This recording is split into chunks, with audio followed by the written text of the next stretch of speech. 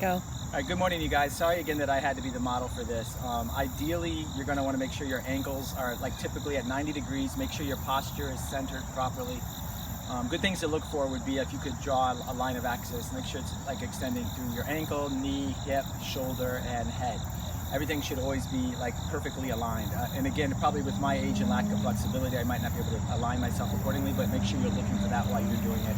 As I said, these exercises are going to start in a very conservative manner. It's only meant to supplement what you're doing right now. What I'm trying to accomplish is bridging the gap between this general cross-country training to a methodology that's going to allow you to compete at your very best in the 400 and 800 meters in the spring. I want to start this methodically, logically, and we're going to progress very slowly.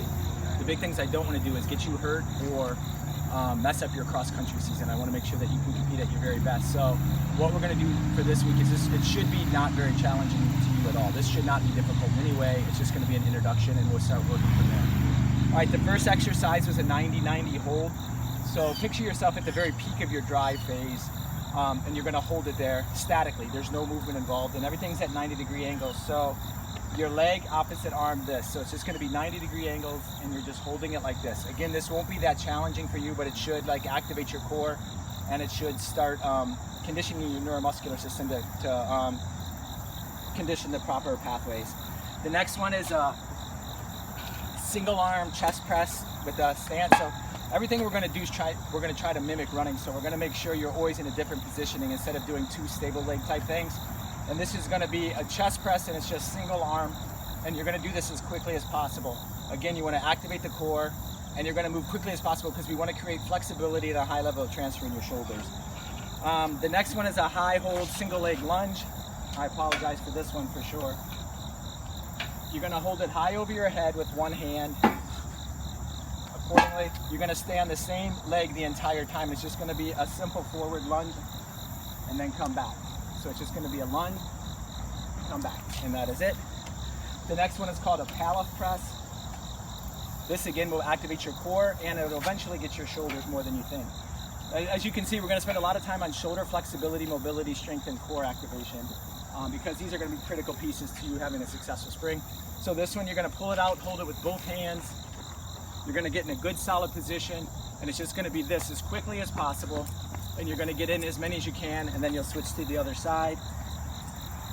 On the next one will be a step back with a single arm row and it's just going to be opposite arm, opposite leg like you would do when you're running and it's just going to be this, this, this. Make sure you make sure you don't lean forward or lean backwards. It's going to be, and if I'm doing that, I apologize. It's just because again I have a weak core. But it's just going to be keep everything aligned. The next one is reverse band flies. That's just you're going to be holding it here and it's just going to be a reverse. You work on shoulder flexibility. You should work on pertinent strength or chest strength that you're going to need to run. All right, the next one is a reverse step up or a reverse lunge with a step up. You're going to be on the same leg the entire time. Sorry, I'm trying to figure out. So it's going to be this, like where you're doing a running motion, sorry. But it's just going to be, it's going to be a back lunge to a step up, hold and pause there at the drive phase. Shoulder with an internal rotation.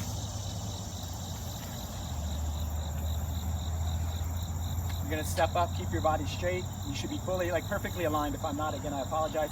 And it's just a rotation of your shoulders. Again, we're just developing the muscles right now, laying the foundation for the muscles that are going to be required for you to drive hard, like at the end of your race. The next one is a band core rotation. Keep your arms straight.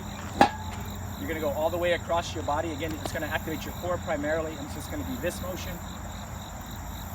One side to the other.